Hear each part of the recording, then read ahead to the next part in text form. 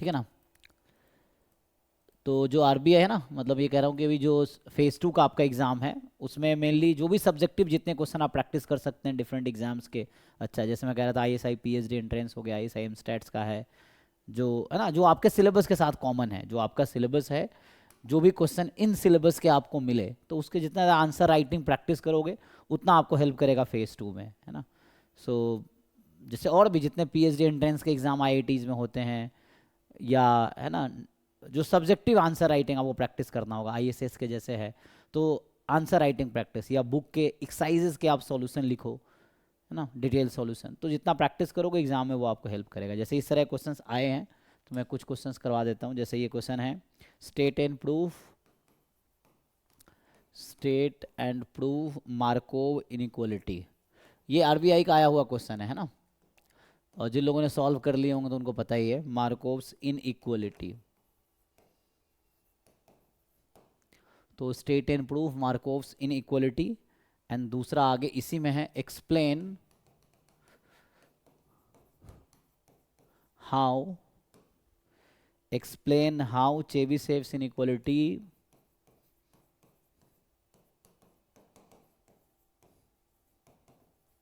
inequality is a special case of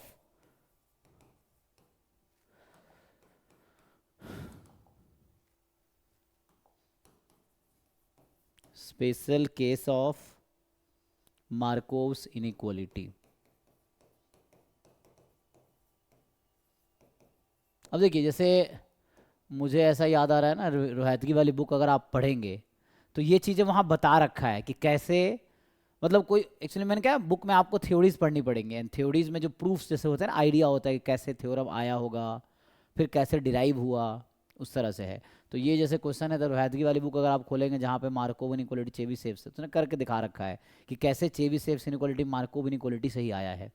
मतलब Markov inequality से जो प्रूफ है चेबीशेव इनइक्वालिटी का, वो मार्कोव इनइक्वालिटी से ही फॉलो होता है। वही यहाँ पे आपसे पूछ लिया इन्होंने एक पार्ट में कि state and proof Markov inequality, and then पूछ रहा है कि explain how Chebyshev inequality is a special case of Markov inequality. ठीक है, तो बुक में जब थ्योरीज लिखे जाते हैं, वो एक्सप्लेन कर रहा होता है ना कैसे कैसे ड्राइव हुआ है, तो वो आपको समझना पड़ेगा। तो उसके लिए मतलब आपको खुद से डिफरेंट बुक के थ्योरीज पढ़ने हैं, समझने हैं। रोहतगी वाली बुक जैसे है, या कैसेला बर्गर की बुक है, या और भी है ना। अगर हाई लेवल की बुक में जाओगे तो बिलिंग्सली है, केल चुंग है, इस तरह के डिफरेंट बुक्स हैं जो आप देख सकते हो। लेमान है, कैसेला है, बहुत सारे बुक हैं। तो ये हमारे पास है। तो एक पार्ट तो ये है, और इसी क्वेश्चन का जो दूसरा पार्ट है, ये एक ही क्वेश्चन है, दो पार्ट में है। अब कह रहा है कि let X be the uniformly distributed random variable over interval 0 1। अब ऐसा बोल रहा है कि लेट एक्स जो है यूनिफॉर्म 0 1 है, तो कह रहा है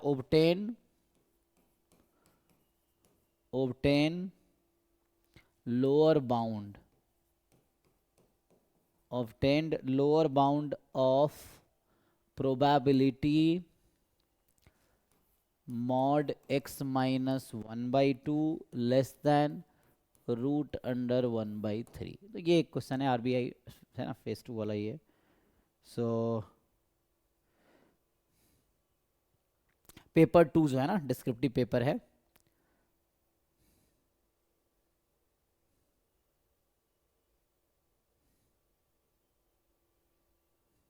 तो कई, अब तो आसान है ना, ये तो आप लोगों को आता ही होगा ऑलरेडी।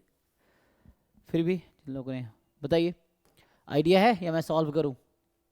नहीं तो फिर आगे दूसरा क्वेश्चन भी लिख सकते हैं, अगर आपको आता है तो ठीक है, नहीं आता फिर सिंपल है ना। मार्कोव इनइक्वालिटी क्या है? तो स्टेटमेंट है, एक प्रूफ लिखना। प्रूफ कई तरीके से आता है मार्कोव इनइक्वालिटी का। तो अगर हम सॉल्यूशन लिखेंगे तो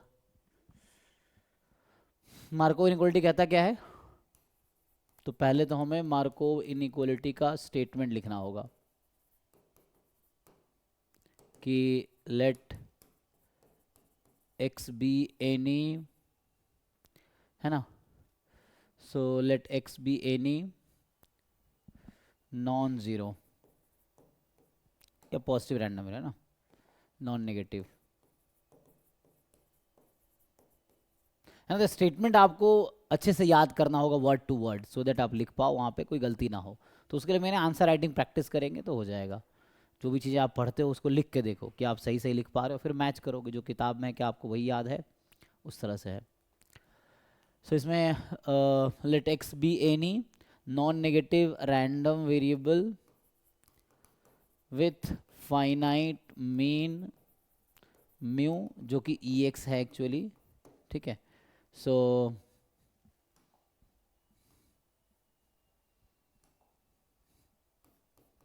ई एक्स है,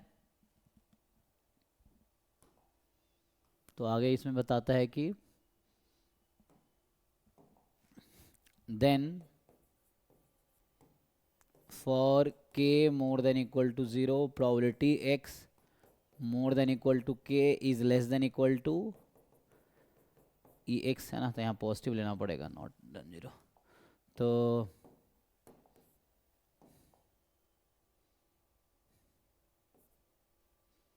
ई एक्स अपॉन के ऐसा लिख सकते हैं। देखिए ये स्टेटमेंट है, या एन लिखेंगे, एन के लिए हो सकता है।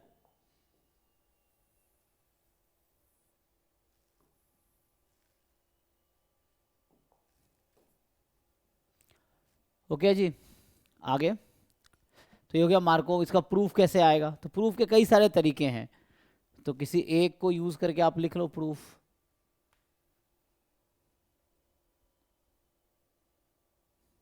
ठीक है, तो प्रूफ लिखता हूं, इससे पहले मैं दूसरा पार्ट बता देता हूं इसमें ये कैसे है।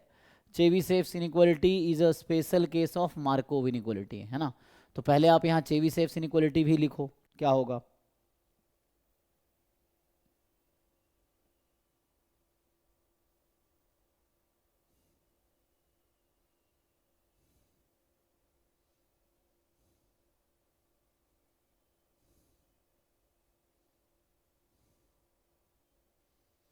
ठीक है,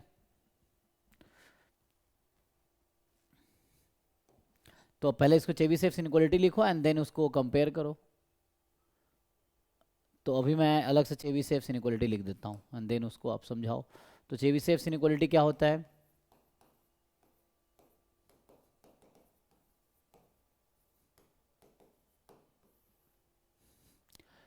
तो इसका जो स्टेटमेंट है कि let X be any random variable with, है ना, तो वहाँ पे आर भी लिखोगे तो पूछेंगे आर भी क्या है, तो रैंडम वेरिएबल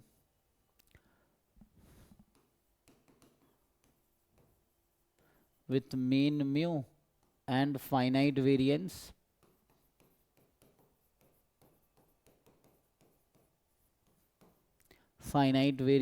सिग्मा स्क्वायर। ठीक है, सो x कोई रैंडम वेरिएबल है जिसका फाइनाइट मीन म्यू है and finite variance sigma square है।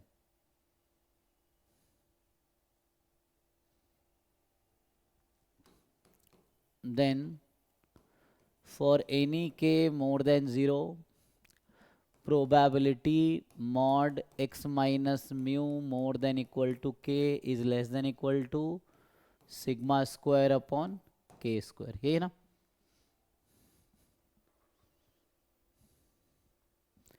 सो ये आपका स्टेटमेंट है चेबीशेव इनइक्वालिटी का, आप जानते ही हैं। अब यही कैसे फिर प्रूफ पे आते हैं, इसका प्रूफ देखना है एंड देन तो पहले मैं स्टेटमेंट लिखा हूं मार्कोव इनइक्वालिटी का, फिर हमने यहाँ स्टेटमेंट लिखा चेबीशेव इनइक्वालिटी का। अब इसको देखते हैं, तो यहाँ पे जरूरी नहीं कि के ही लिखना है, आप यहाँ कुछ और भी लिख सकते थे। जैसे मान लो अगर मैं कोई भी नंबर एप्सिलॉन ले लूँ, है ना, यहाँ पे जैसे के जरूरी नहीं है, फॉर एनी एप्सिलॉन, एप्सिलॉन कुछ भी हो सकता है, पॉजिटिव 10 100 कुछ भी हो सकता है, ठीक है ना। 0 तो यहाँ एप्सिलॉन ले लो तो ये एप्सिलॉन हो जाएगा ना। अब मेन हमें ये दिखाना है कि कैसे चेबीशेव इनइक्वालिटी एक स्पेशल केस है मार्कोव इनइक्वालिटी का, तो ये जस्टिफाई करना है।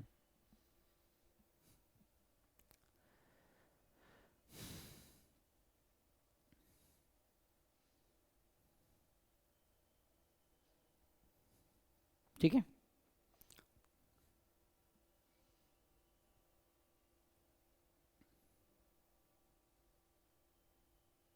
तो इसमें सिंपल है, हम मार्कोव इनइक्वालिटी को ही देखते हैं। तो देखो मार्कोव इनइक्वालिटी कंडीशन क्या है कि रैंडम वेरिएबल को नॉन नेगेटिव ही होना पड़ेगा, so it must be a non negative random variable. तो हम मार्कोव इनइक्वालिटी से स्टार्ट करते हैं और चेबीशेव इनइक्वालिटी तक डिराइव कर देते हैं। है ना। तो पहले मैं ये वाला पार्ट ही बता रहा हूँ। तो हमने कहा ऐसा मान लो कि मान लो y हम अज्यूम कर लेते हैं x माइनस म्यू, या म्यू है ना, हाँ। तो x माइनस म्यू के स्क्वायर को, तो ये नॉन नेगेटिव होगा ऑब्वियसली, मतलब मैंने मान लिया y जो है x माइनस म्यू का होल स्क्वायर है, जो कि नॉन नेगेटिव रैंडम वेरिएबल है। तो y पे अब लगाते हैं हम Markov inequality. So probability y more than equal to कुछ भी है ना, एप्सिलॉन ले लो या k ले लो, मर्जी है आपकी, है ना, मान लो k स्क्वायर। तो ये उसके हिसाब से क्या होगा, हम क्या लगा रहे हैं, मार्कोव इनइक्वालिटी लगा रहे हैं। तो y more than equal to k square, तो less than equal to expectation of y upon k square. ये वाला आप लगाया मैंने कि एप्सिलॉन की जगह के स्क्वायर लिया और x की जगह यहाँ y लिया। y non negative random variable है। अब वापस y पुट कर दो, तो यहाँ आ जाएगा x minus mu whole square more than equal to k square and this is less than equal to expectation y रखोगे x माइनस म्यू। अच्छा म्यू यहाँ है क्या, तो यहाँ जो हम म्यू लिख रहे हैं एक्चुअली वो ex है, ठीक। So upon k square. अब इसको हम फर्दर आगे देखें तो taking square root both side, अब दोनों तरफ स्क्वायर रूट लगा दो, ठीक है। So you apply square root both side. So if you apply square root both side, तो यहाँ आपके पास ये आ जाएगा, स्क्वायर रूट दोनों तरफ लगा दिया, तो एक्स स्क्वायर का स्क्वायर रूट मॉड एक्स होता है ना, square root of x square is not x, it is mod x. So mod x हो गया। और ये आपको पता है, you know definition of variance, so this is sigma square upon k square. So we started with Markov inequality, है ना, यहाँ पे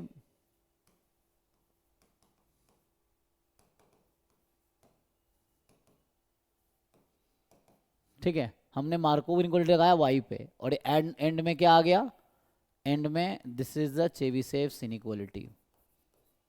तो इससे क्या प्रूफ हुआ कि Chebyshev's inequality is special case of Markov inequality. तो ये स्क्रीन पे आपको अभी दिख रहा है, इसमें एक तो हमने लिखा मार्कोव इनइक्वालिटी होता क्या है, और मार्कोव इनइक्वालिटी को यूज करके हमने चेबीशेव्स इनइक्वालिटी को डिराइव किया है। तो ये ऑलरेडी आरबीआई में पूछा हुआ क्वेश्चन है, सो चेक कीजिए।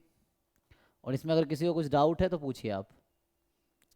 अभी एक पार्ट इसका बाकी है, मतलब पहले पार्ट में भी सॉल्यूशन बाकी है ना, तो वो मैं करूँगा अभी। जो स्क्रीन पे अभी लिखा है इसमें कोई डाउट है, और आगे अभी है ना और लिखना पड़ेगा अभी इसमें। ये तो चेबीशेव्स इनइक्वालिटी जो आप जानते होंगे, तो बस ये लिखा मैंने, एंड बाकी ये है।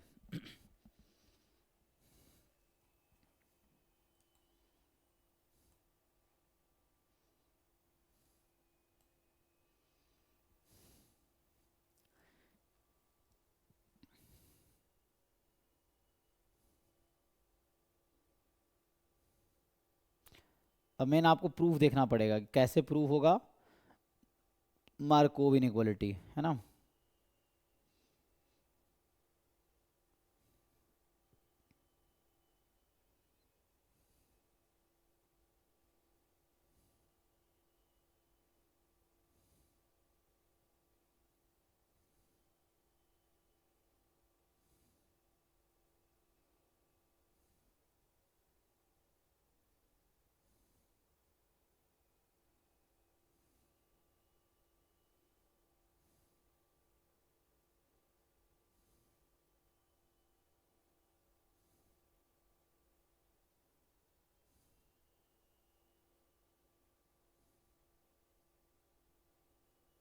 कर पाएंगे प्रूफ, देखिए। तो जो ए पार्ट है उसमें एक और रह गया, वो रह गया प्रूफ इसका, कि मार्कोव इनइक्वालिटी प्रूफ कैसे होगा। यहाँ तक ठीक है ना। तो पहला था मार्कोव इनइक्वालिटी को स्टेट करो, स्टेट कर दिया, प्रूफ करो, वो अभी करते हैं। तो हम इसका प्रूफ लिखते हैं, देखिए ये जो मार्कोव इनइक्वालिटी है इसका प्रूफ लिखते हैं, ये तो थ्योरम है। तो प्रूफ जैसे रैंडम वेरिएबल या तो डिस्क्रीट हो सकता है या कॉन्टिन्यूअस हो सकता है, तो हम किसी को ये एक प्रूफ लिखेंगे, या तो डिस्क्रीट के लिखेंगे या कॉन्टिन्यूअस के लिए लिखेंगे, दोनों नहीं लिखेंगे, है ना। सो हम लोग या तो डिस्क्रीट के लिए लिखेंगे या फिर कॉन्टिन्यूअस के लिए लिखेंगे। किसके लिए लिखूं, आप बता सकते हो कोई एक, ऐसे डिफरेंस क्या ही आएगा, जस्ट डिस्क्रीट में समेशन रहेगा, कॉन्टिन्यूअस में इंटीग्रेशन रहेगा, प्रोसेस तो सेम ही रहेगा। तो यहाँ मैं लिख रहा हूँ, है ना, हम प्रूफ लिख रहे हैं. So we are writing for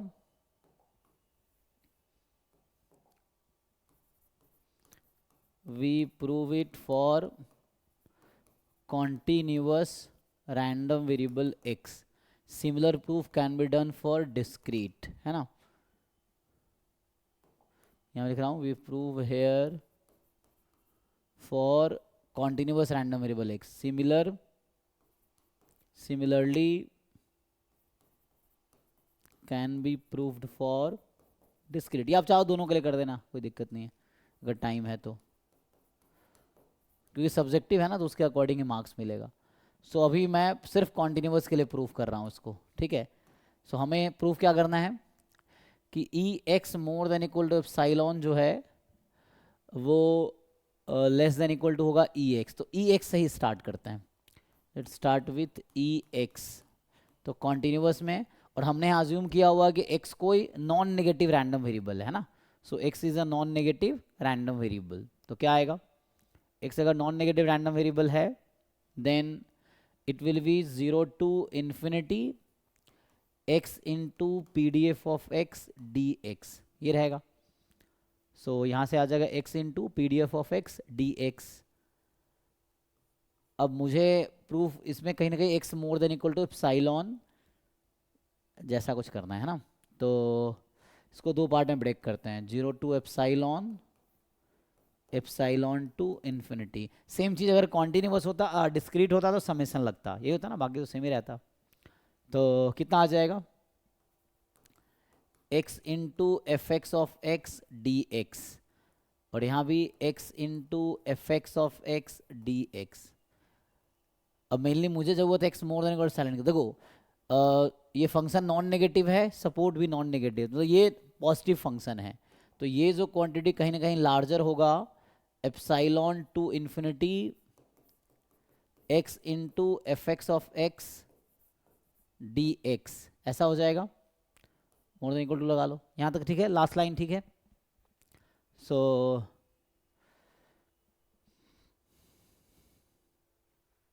अब थोड़ा और सिंप्लीफाई करते हैं.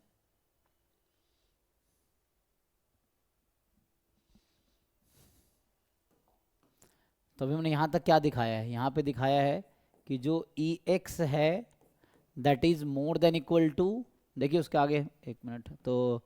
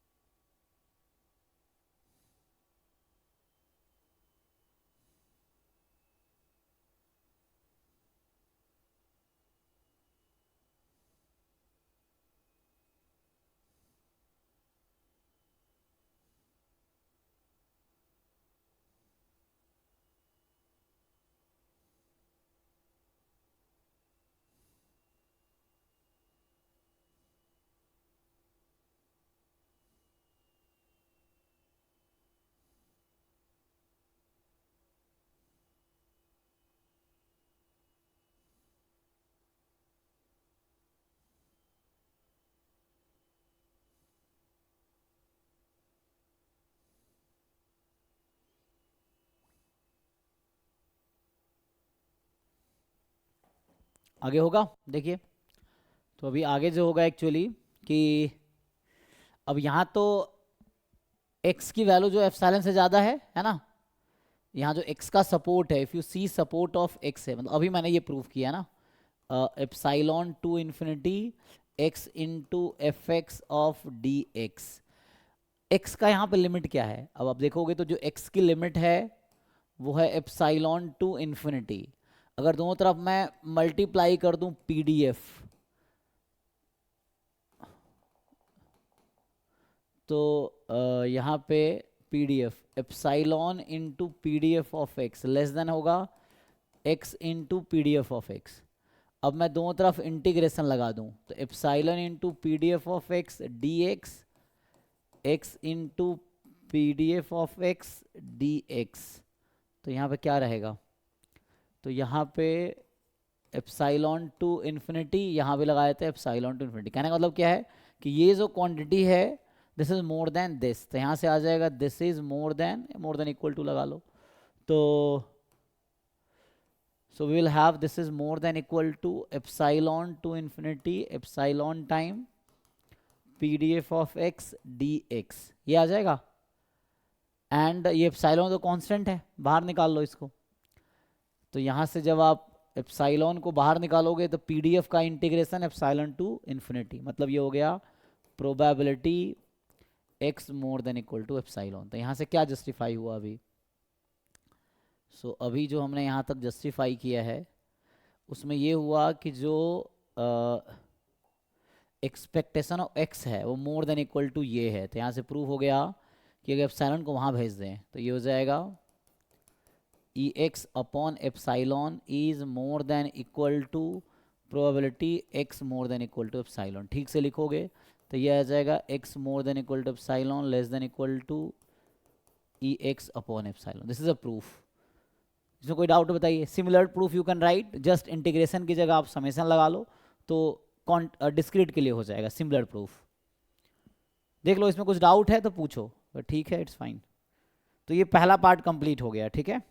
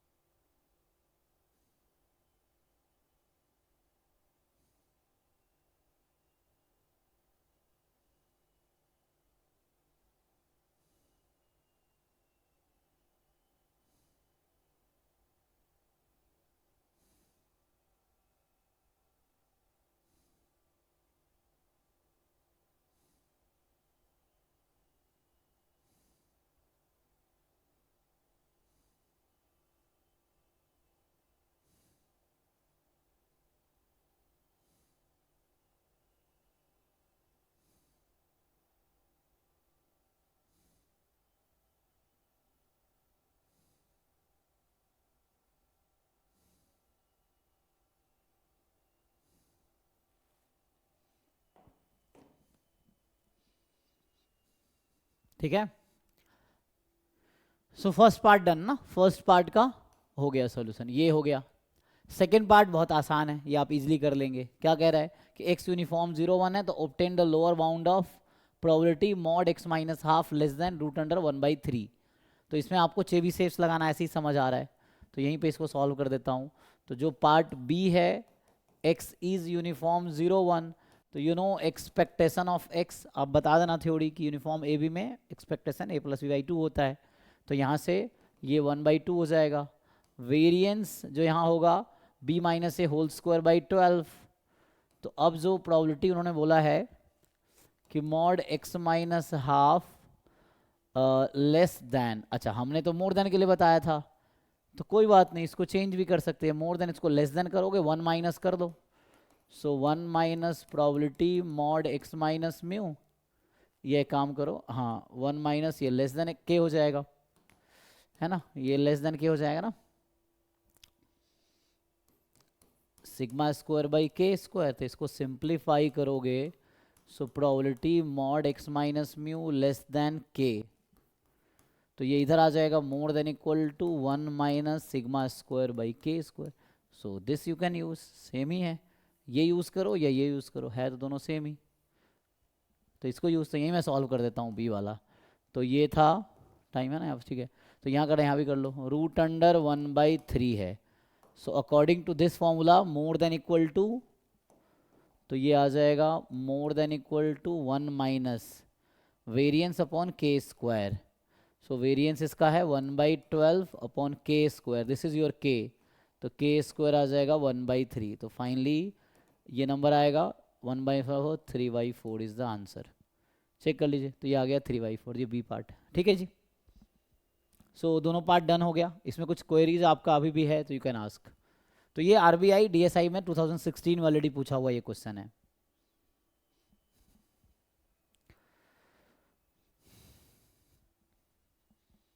तो ये एक क्वेश्चन है जो उसमें उठाया था मैंने, वो हो गया। और क्वेश्चन देखिए, आप लोगों ने अगर सॉल्व किए हैं, डाउट है तो आप वो ही पूछ सकते हो चैट में या अनम्यूट करके, है ना, नहीं तो मैं ही खुद करा देता हूँ पीवाई क्यूज कुछ। बाकी you try to write solutions, है ना, जितने भी डिस्क्रिप्टिव क्वेश्चंस मिलेंगे बुक में, एग्जांपल एक्सरसाइज या डिफरेंट एग्जाम के प्रीवियस ईयर पेपर या पीएचडी एंट्रेंस के पेपर है या मास्टर एंट्रेंस के पेपर है जो सब्जेक्टिव्स हैं, तो वो आप राइट आंसर राइटिंग कर सकते हो उसमें।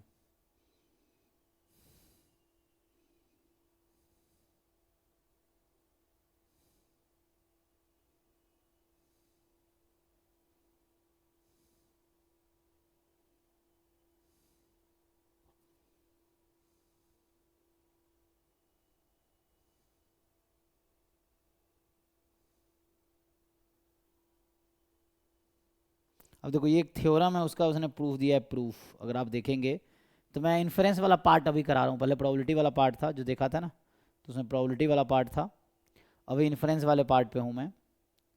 तो आपका एग्जाम में कैसा रहता है, 5 सेक्शन में 3 करने होते हैं, ऐसा होता है। अभी क्या है, अ, जो पैटर्न है अभी फेज 2 में कितने होंगे और कितने करने होंगे उसमें।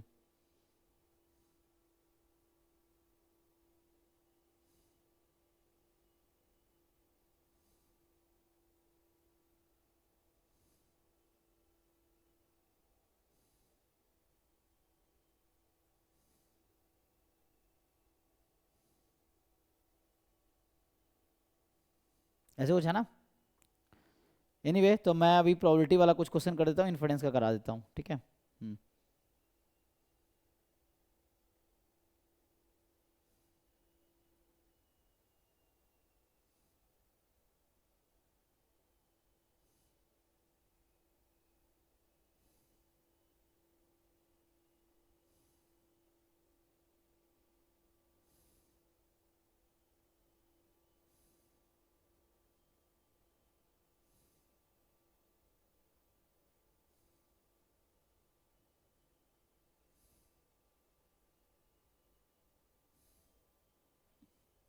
देखिए, तो आगे जो है, तो ये तो थ्योरम है, इसका प्रूफ मैं रेफरेंस देता हूँ, आप देख लेना। ये जो क्वेश्चन है जो ये आया हुआ है इन्फ्रेंस वाले में, तभी क्वेश्चन नंबर 2 कर देता हूँ। उसमें ऐसा है कि let T not be the U M V U E of G theta and V not, T not मतलब स्टैटिस्टिक है, मतलब एस्टिमेटर है, तो ये यू एम वी यू है जी थीटा का, V not be unbiased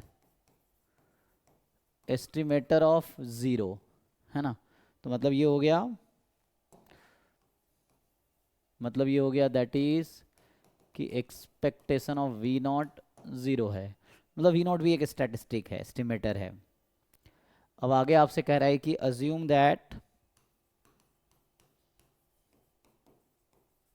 assume that the second moment exist for assume that second moment exist for all unbiased estimators, all unbiased estimators of g theta, then ये theorem है ना, prove that, then prove that T naught is UMVUE if and only if, मतलब two way है, expectation of V naught into T naught is 0 for all theta belongs to parameter space। ये है आपके पास। तो ये question RBI में already आया हुआ है 2016 में ही, तो ये एक थ्योरम है, ये आप देखेंगे तो मैं प्रूव भी करा सकता हूँ, बट मैं आपको रेफरेंस दे देता हूँ, आप वहाँ देख लेना। तो ये जो है मेरे पास एक बुक है, ये रोहतगी वाली बुक से मुझे लगता है उठाया हुआ है ना ये,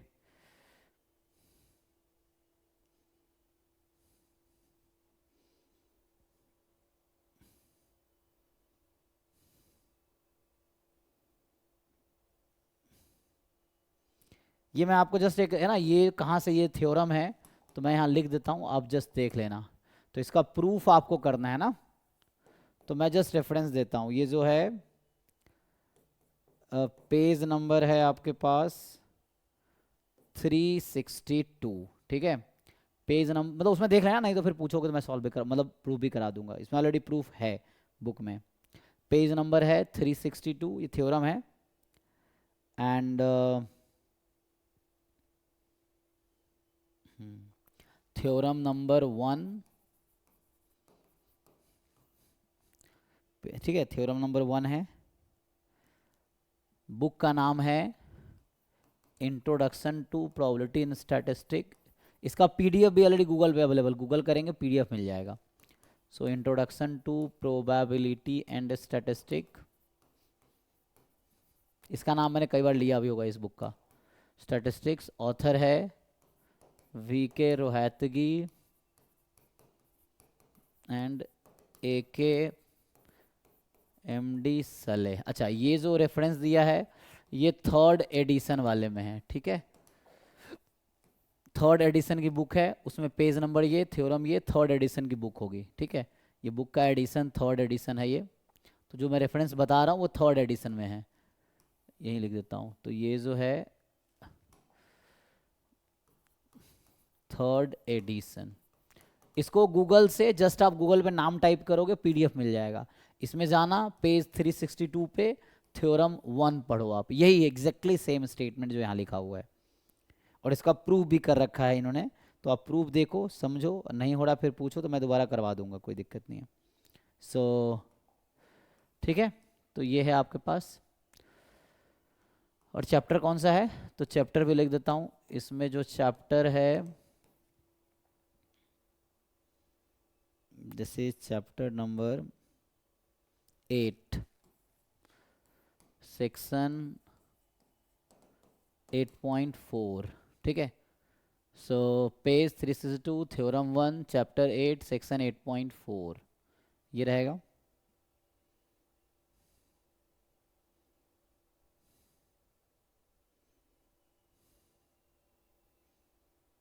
ठीक है, इसमें देख लेना इसका प्रूफ। तो ये एक थ्योरम है, ठीक है। सो ये डायरेक्ट ये थ्योरम है, chapter 8 section 8.4 page number this in this book you download book from Google, Google पर जस्ट टाइप करो पीडीएफ मिल जाएगा, उसमें देख लेना। तो ये पेज नंबर थर्ड एडिशन वाले में है। Okay, I think this is fine, तो ये कर लोगे आप। नहीं तो फिर पूछो, अगर नहीं होता तो अगला क्वेश्चन मैं करा देता हूँ।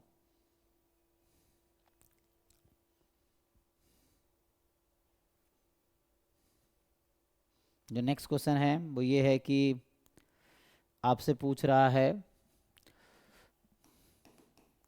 कि let x1 x2 xn this be IID uniform minus theta comma theta. तो कह रहा है कि find U M V U E of A part में है theta upon 1 plus theta, B part में है ई की पावर थीटा अपॉन थीटा। ये क्वेश्चन है, चलिए इसको सॉल्व करते हैं, ठीक है। सो आपको ये निकालना है।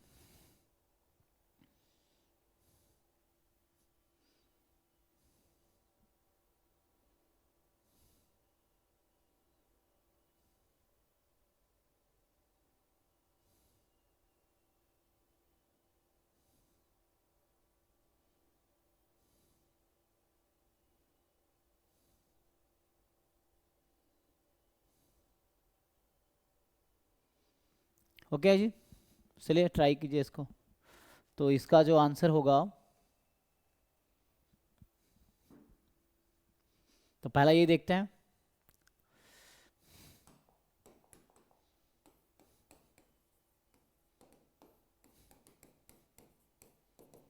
तो जो पीडीएफ आपके पास है वो क्या है, पहले तो आपको कंप्लीट सफिशिएंट एस्टिमेटर निकालना पड़ेगा, है ना।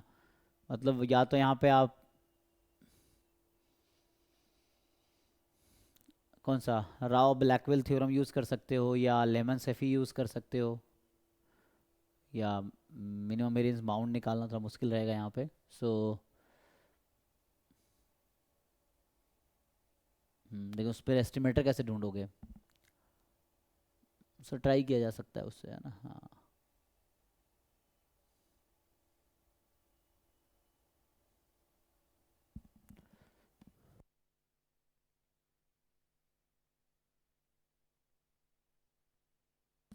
देखिए, तो इसमें क्या आएगा, ये पीडीएफ तो है 1/2 theta x with minus theta तो थीटा, लाइक्लीहुड फंक्शन आप लिखेंगे, सो ये आपको मिलेगा 1/2 थीटा की पावर एन। अच्छा, अगर मैं मॉड लगा दूँ तो क्या होगा, बाद में उसको चेंज कर देंगे, है ना। तो काम करता हूँ, मॉड लगा देता हूँ। सो उसके लिए काम करते हैं, बेटर रहेगा, फिर बाद में आंसर तो वही आना है। सो अगर मैं ऐसा लेता सैम्पल, वाई के टर्म में आंसर निकालते, बाद में एक्स में कन्वर्ट कर देंगे। तो मैं अगर ऐसा मान लूँ कि वाई आई बराबर मॉड एक्स आई, तो ये क्या हो जाएगा, यूनिफॉर्म 0 थीटा।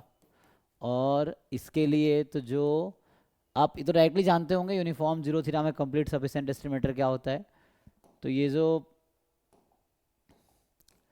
t बराबर वाई एन होगा, मतलब maximum of Y one Y N, ये है। मतलब t जो है इसको आप ऐसा भी लिख सकते हैं, मैक्सिमम ऑफ मॉड x1 से लेके मॉड एक्स एन। ये जो है दिस इज, ये जो t हमने लिखा है, this is complete and sufficient statistic. इसको आप प्रूव करके दिखा सकते हो एग्जाम में, क्योंकि कंप्लीट कैसे दिखाओगे, डेफिनेशन से, सफिशिएंट फैक्टराइजेशन थ्योरम से, उससे दिखाना पड़ेगा। तो कंप्लीट एंड सफिशिएंट स्टैटिस्टिक, ये अभी के लिए। अब हमें क्या करना है कि दो तरीका है कि expectation of G T is equal to theta upon 1+थीटा, वो ले लेते हैं, ठीक है। तो उसके लिए मुझे टी का डिस्ट्रीब्यूशन चाहिए होगा, हो जाएगा, है ना।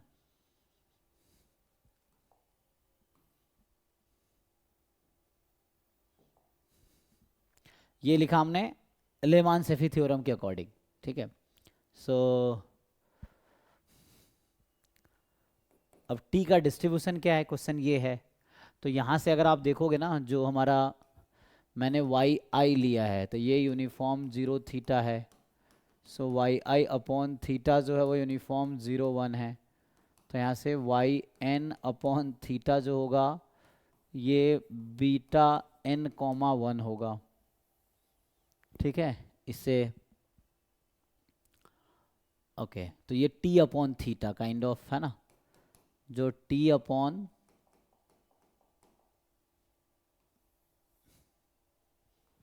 ठीक है। तो टी अपॉन थीटा जो है एक्चुअली, है ना, टी अपॉन थीटा, तो ये आ गया T upon theta is beta N comma 1 है, ठीक है। तो कोई दिक्कत नहीं, उसके अकॉर्डिंग हम मैनेज कर लेंगे।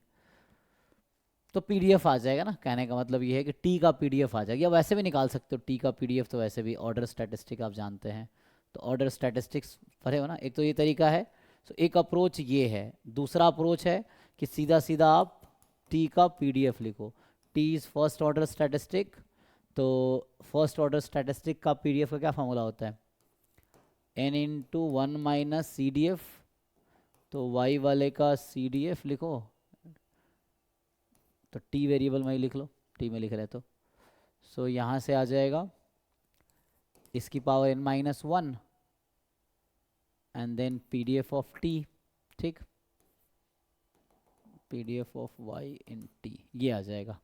सो दूसरा तरीका ये है कि यहाँ से करोगे n 1 - y, हमने जो लिया है वो यूनिफॉर्म 0 थीटा है। तो यूनिफॉर्म 0 थीटा का जो CDF निकालोगे, तो ये y अपॉन थीटा आएगा, है ना। क्योंकि y-0/थीटा-0, तो y अपॉन थीटा, इसकी पावर n-, तो y तो t लिखा रखा मैंने, मतलब ये t अपॉन थीटा, इसकी पावर n-1 एंड इनटू यहाँ 1/थीटा आ जाएगा y का पीडीएफ, क्योंकि y के टर्म में हम काम कर रहे हैं, बाद में y को x में कन्वर्ट कर देंगे, वैसा होगा। सो यहाँ तक यही है अभी तक तो। तो पीडीएफ आ गया, तो करो इसको, वर्क करो। तो यहाँ पे क्या होगा, integration G T into P D F of T, तो यही होगा n one minus T upon theta की power n minus one into one upon theta D T, और लिमिट क्या है 0 to theta, and this is equal to theta upon one plus theta. ये आ गया। अब इसको सॉल्व करना है एक्चुअली आपको। सो इसको थोड़ा इधर बुला लेता हूँ, ऐसा समझिए।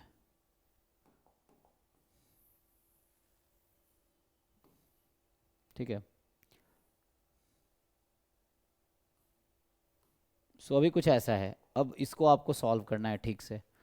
तो इसको अगर हम सिंप्लीफाई करें,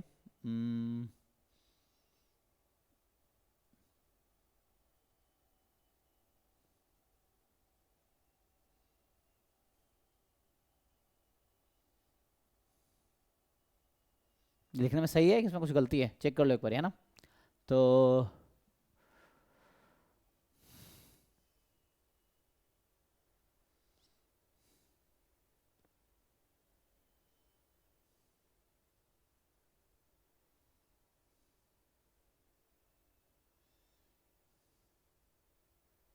ओके, नाउ यू सिंप्लीफाई। तो यहाँ से आपको क्या निकालना पड़ेगा अब?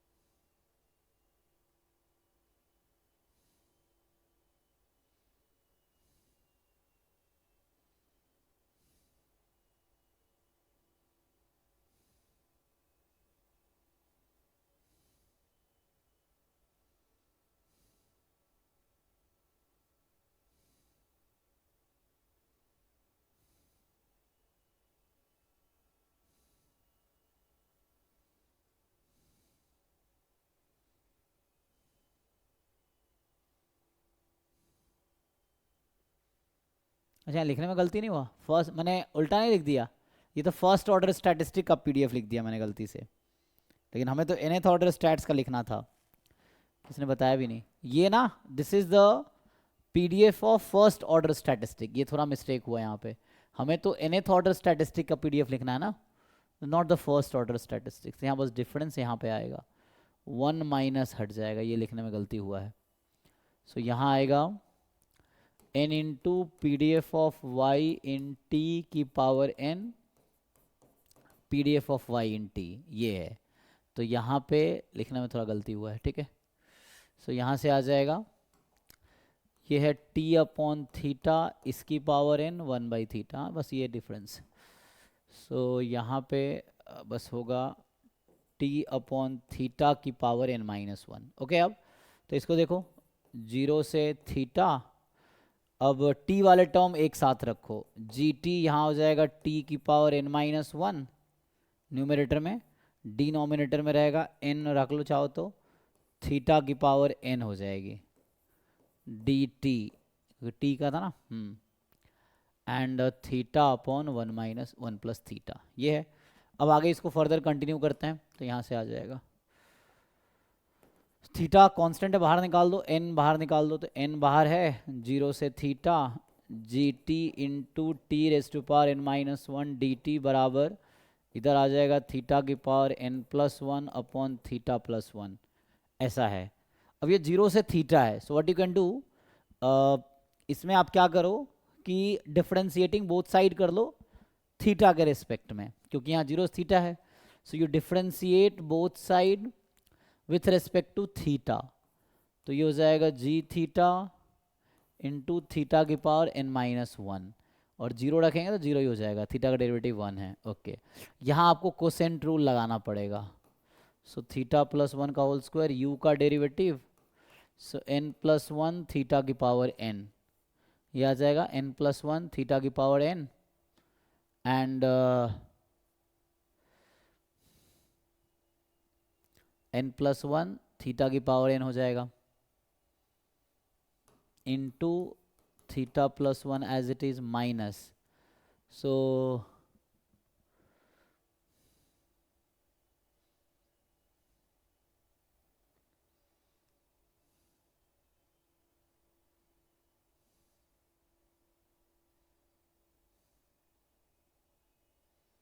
ठीक है, u का derivative v as it is, v का डेरिवेटिव 1 हो जाएगा, u एज इट इज, ऐसा हो जाएगा। अब कंपेयर करके जितना निकाल लीजिए, काम हो गया। So that's all. तो यहाँ से आप सिंप्लीफाई करेंगे, सो कितना आएगा हमें तो जी थीटा चाहिए, तो हमें जी थीटा चाहिए, तो उसमें कॉमन क्या है, थीटा की पावर n कॉमन ले लीजिए, तो बचेगा n+1 थीटा प्लस वन। हाँ ठीक है, theta plus one minus theta upon theta plus one whole square, ये रहेगा। अच्छा, इधर से ये भी तो जाएगा, तो इधर से भेजोगे तो n और थीटा की पावर n-1 ये जाएगा। सो फाइनली सिंप्लीफाई होके क्या आया, तो यहाँ से यू एम भी आपको लेमन सेफी थ्योरम यूज़ कर रहा हूँ मैं, तो यहाँ से आ जाएगा।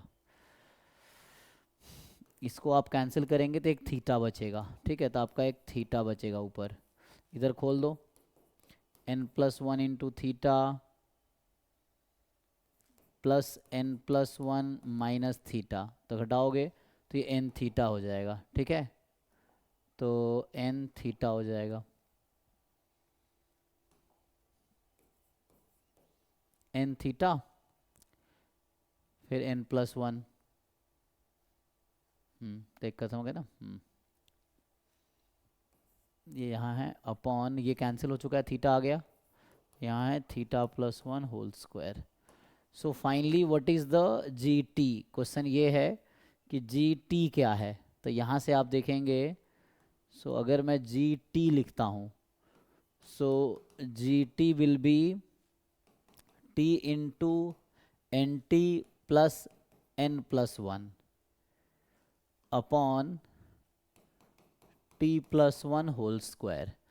This is u m v u e of theta upon 1 plus theta. In the similar way you can do part B. Check कीजिए क्या इस तरीके से पार्ट बी हो जाएगा। तो ये पार्ट ए का सॉल्यूशन है, कैसे आ रहा है, बाय लेहमान सेफी थ्योरम, ये है, ठीक है, तो इससे आ जाएगा।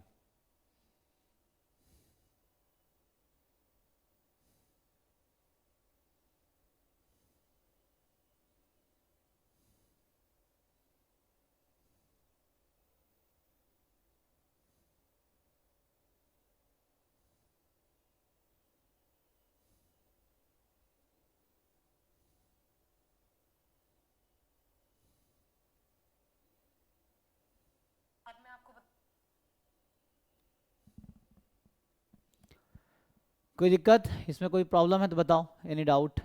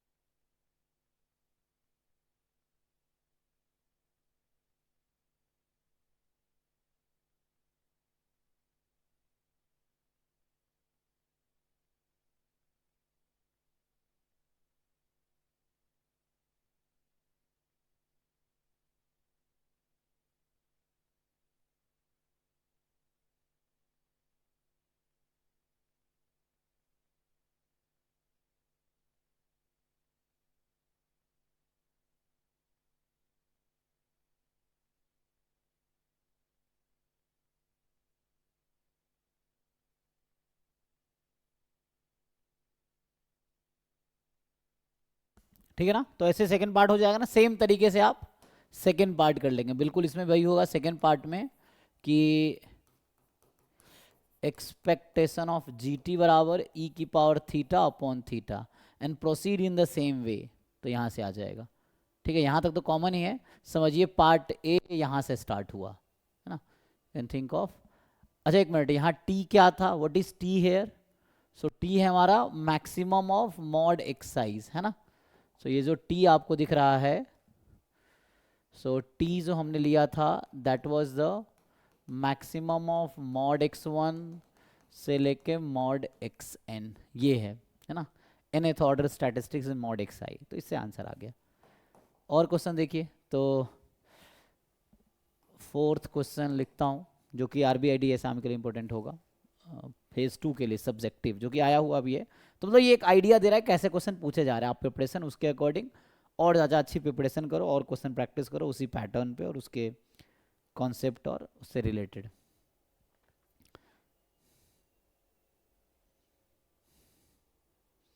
जैसे एक क्वेश्चन है इसमें कि आपको बता रखा है कि let x1 x2 xn B IID, वैसे ही है uniform minus theta comma theta, जहाँ थीटा मोर देन 0 है। ठीक है, अब कह रहा है कि फाइंड, इधर लिख देता हूँ, कह रहा है कि find UMP test for testing. अब इसमें अलग अलग पार्ट है ना। तो अभी पार्ट ए में है, जब H0 है आपके पास, theta is equal to theta not against H1 है theta more than theta not.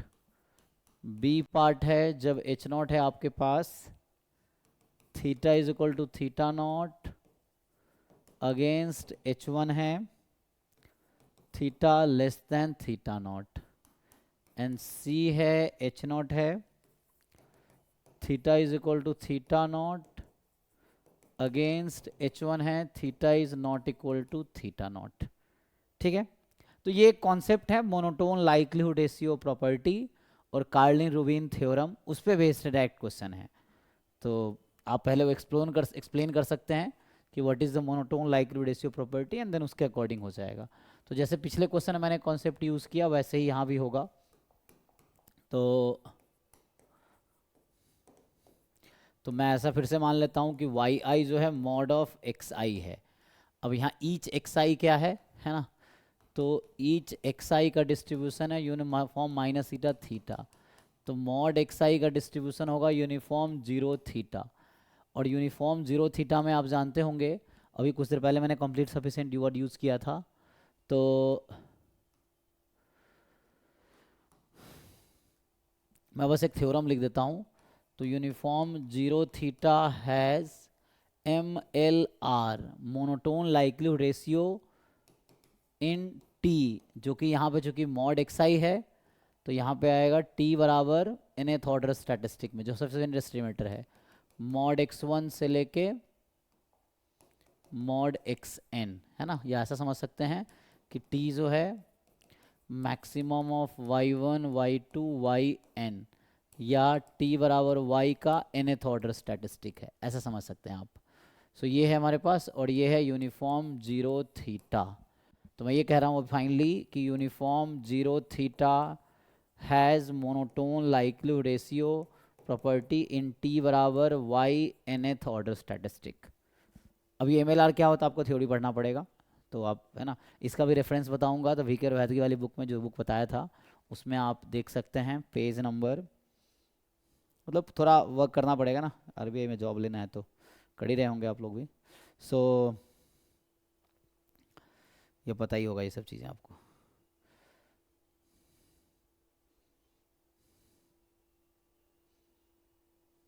इसमें है ये चैप्टर 9 में सेक्शन 9.4 है, पेज नंबर 446। ठीक है, आप देख लेना अगर ये पढ़ना हो ये टॉपिक। तो मैं ये कह रहा हूँ कि ये जो क्वेश्चन है उस पर बेस्ड है, मोनोटोन लाइक्लीहुड रेशियो, और एक थ्योरम है कार्लिन रूबिन थ्योरम। तो वो ये कहता है कि, तो ये है page number 447 chapter number 9 section 9.4, वही वाली बुक, सेम बुक है उसी में। तो ये आप पढ़िए जाके, ठीक है, जो पीछे बुक लिखा था वही बुक है। सो अब मैं सीधा सीधा पॉइंट पे आता हूँ। तो इसमें अगर आप स्टेटमेंट लिख देंगे तो आपको यहाँ डिफाइन करना है ना। आप जब सॉल्यूशन लिख रहे होंगे डिटेल सॉल्यूशन, यू डिफाइन, कि आप डेफिनेशन लिखो मोनोटोन लाइक्लीहुड रेशियो का, ये आपको लिखना होगा। और आप फिर थ्योरम लिखो, जो कार्लिन रूबिन थ्योरम कह रहा हूँ वो आप लिखो। सो ये आपको लिखना होगा, ये लिख के फिर इसको आप साइड कर सकते हैं, इसको हेल्प से हम लोग आंसर लिखेंगे सिंपल। तो वो आप लिख देंगे तो आप जस्टिफाई कर देंगे okay we are using this to concept. तो मैंने कहा MLR है तो यहाँ सिंपल होगा।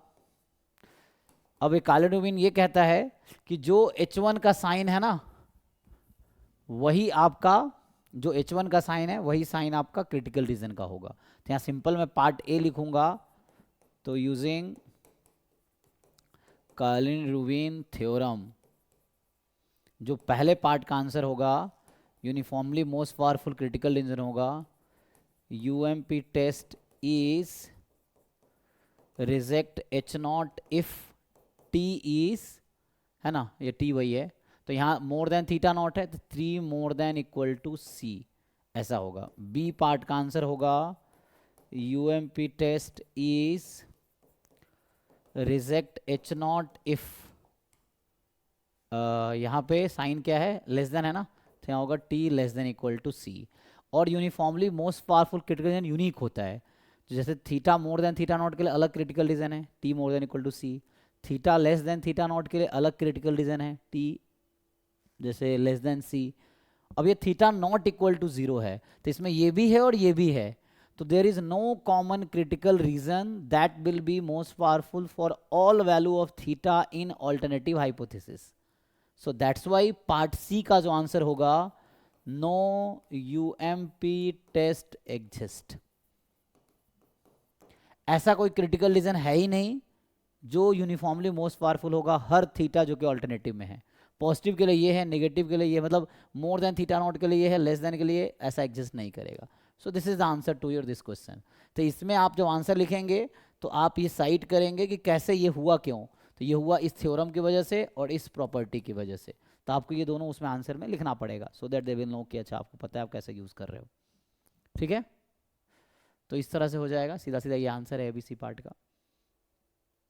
ये 1 घंटे क्लास है 2 घंटे क्लास थी? 1 घंटे क्लास थी, देख लो मैं करा देता हूँ 11 बजे तक। सो 11 था ना, 11 बजे तक करते हैं और क्वेश्चन करा देता हूँ।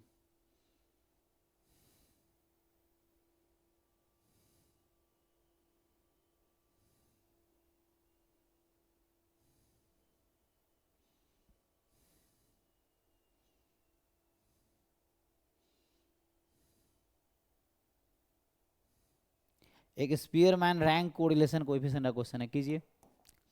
तो इसमें जो है कि मैं पूरा क्वेश्चन नहीं लिखता हूँ, बस एक डेटा लिख देता हूँ। इसने कहा है कि क्वेश्चन पढ़ देता हूँ क्या है। 10 science teachers have been ranked by judge according to their teaching ability. All have taken national teachers examinations. The data are given as below. Teacher दे रखा है तो मैं सीधा सीधा एक टेबल बना देता हूँ जो उसने बना रखा है। टीचर, तो टीचर को लेवल कर रखा है, टीचर 1 2 3 4 5 6 7 8 9 10 ये है। एंड दूसरा जज रैंक एग्जाम स्कोर है ना। 10 science teacher have been ranked by a judge according to their teaching ability and all have taken national teachers examination। ठीक है, तो सो जज का रैंक, तो इसमें जो है पूरा क्वेश्चन लिखूंगा तो टाइम लगेगा, तो जस्ट ऐसे लिख देता हूँ जज रैंक और यहाँ है मार्क्स, है ना, जो मार्क्स एग्जाम का मार्क्स। एक तो जज जो है वो रैंक कर रहा है एबिलिटी के अकॉर्डिंग, और दूसरा एग्जाम, मतलब हर टीचर ने एग्जाम भी दिया और टीचिंग एबिलिटी के अकॉर्डिंग जज है वो भी जज कर रहा है। तो मतलब दो तरीका है, एक तो एग्जाम के थ्रू जजमेंट हो रहा है, दूसरा मान लो प्रेजेंटेशन, जैसे टीचर का प्रेजेंटेशन चल रहा है तो जज उसके अकॉर्डिंग जज किया जा रहा है। तो ये जज का रैंक है और ये एग्जाम का मार्क्स है, ऐसा। सो 1 2 3 4 5 6 7 8 9 10, ठीक है। तो इसमें जो आपका है 744, फिर इधर है 972, फिर 42 नहीं 469, अच्छा ऐसे लिख देता हूँ। सो 79426 831 510, इस तरह से रैंकिंग हो गई। अब मार्क्स है 44, 72, 69, 70, 55, 93, 82, 67, 80, 98। ठीक है, ये हो गया आपका। अब आपको पूछा क्या है इस क्वेश्चन में, जो ये पूछा हुआ है, calculate Spearman's rank correlation coefficient. सो पूछ रहा है कि कैलकुलेट, आपसे इसमें जो पूछा गया है, so they are asking you to find calculate Spearman ranks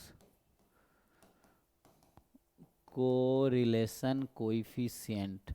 मान लो है ना, अभी एग्जांपल के लिए मान लो ये ए डेटा है, ये बी है, तो ए बी के बीच, बिटवीन ए एंड बी, है ना, ए है जज का रैंकिंग और बी है एग्जाम के जो मार्क्स है उसके अकॉर्डिंग। सो आपको कोरिलेशन दोनों में देखना है, क्या कोरिलेशन है। तो आइडिया है फॉर्मूला क्या होता है। तो इसमें कहीं टाई है तो इसमें कहीं टाई नहीं है, इसमें भी कहीं टाई है, इसमें भी कहीं टाई नहीं है, तो इसमें ऑल, है ना, मान लो ये एक्स डेटा है, ये वाई, ये एक्स मान लो, वाई मान लो, ए बी के बजाय एक्स वाई ले लो, तो यहाँ पे मैं एक्स वाई कर देता हूँ, एक्स एंड वाई। ठीक है, इसको एक्स बोल दिया, इसको वाई बोल दिया। So all X I's are distinct and all Y I are distinct. ठीक है, इस तरह से सारे एक्स आई और सारे वाई आई डिस्टिंक्ट है, तो all X I are distinct, all Y I are distinct. तो जो आर एस है, स्पीयरमैन्स का जो फॉर्मूला है,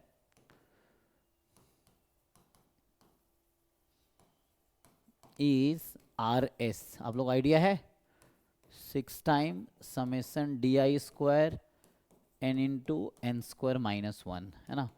यहाँ आई फ्रॉम 1 to 10 होगा और एन यहाँ, है ना, हमारे क्वेश्चन में एन, अभी मैं एन कर देता हूँ, तो हमारे क्वेश्चन में एन की वैल्यू 10 है, तो एन को हम 10 रख देंगे। और डी आई क्या होता है, ये डी आई है rank of X I minus rank of Y I, ये है।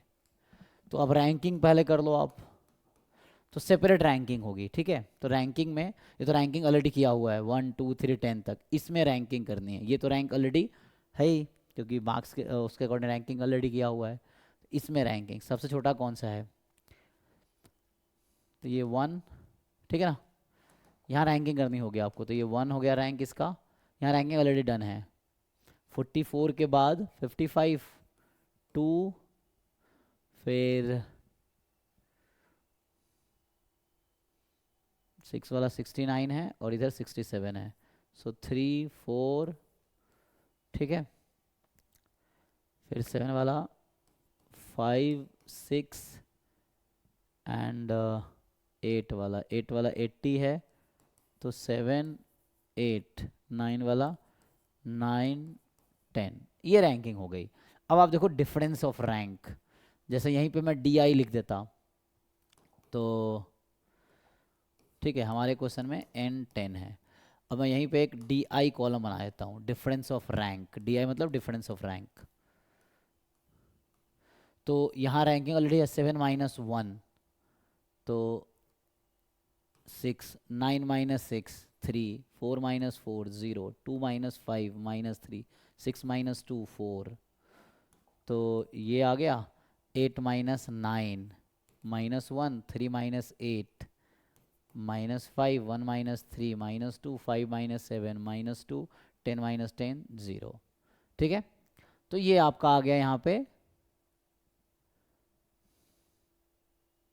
D I. तो अब निकाल लो summation D I square, I from 1 to 10, तो सबको ऐड कर लीजिए।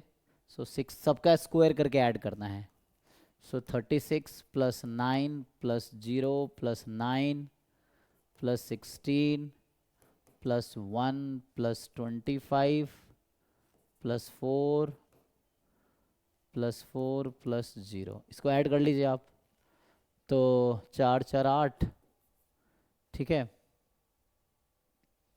ना, यू ऐड इट, कितना आएगा,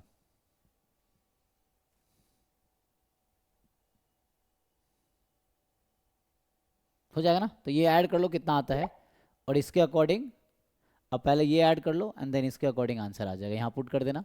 तो फाइनली आ गया 1 - 6 इंटू जो भी आएगा ऐड कर लो अपॉन यहाँ पे क्या है,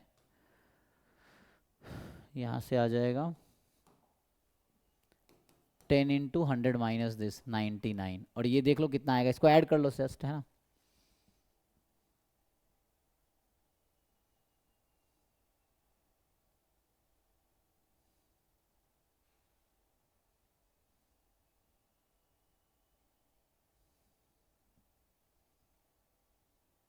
one zero four 104, so 104, yeah.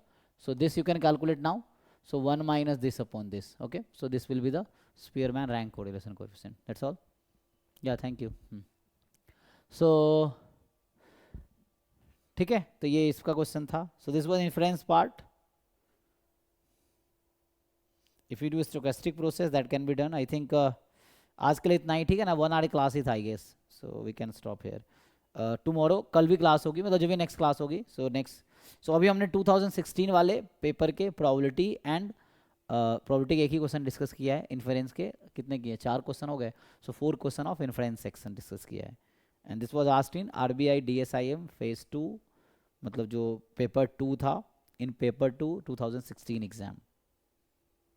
So you will get idea कैसे क्वेश्चन आ रहे हैं. Then you practice more question like this. ऐसे क्वेश्चन डिफरेंट बुक से, डिफरेंट पेपर से you collect and then practice. ठीक है जी. सो आज यहीं स्टॉप करते हैं. Thank you. If you have any doubt you can ask, है ना. If you have already some question you have solved and you could not solve, you may ask. Okay, then we'll stop for today, then we'll continue tomorrow.